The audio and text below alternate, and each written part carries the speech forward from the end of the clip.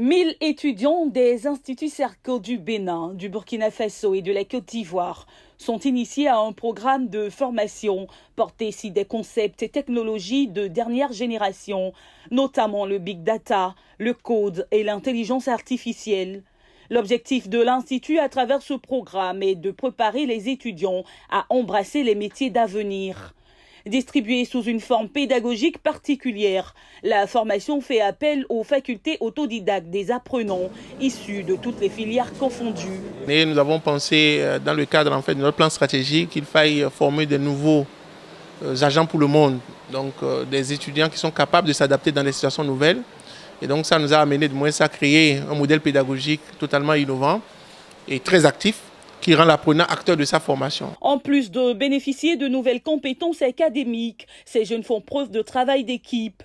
Cette aventure dans les sphères technologiques participe aussi à développer l'esprit de cohésion chez les étudiants du groupe Serco. Le frein pour un jeune Africain en comparaison d'un jeune Chinois ou Coréen et autres, c'est la discipline et la rigueur.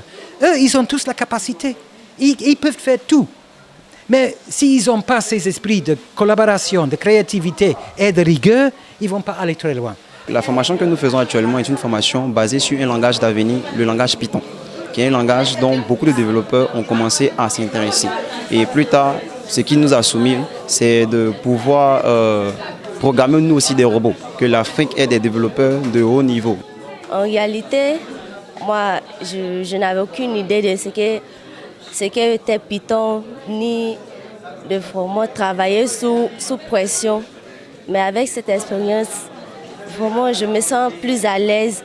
Créé en 1998, l'Institut Serco est un établissement orienté vers un enseignement basé sur l'utilisation des technologies de pointe.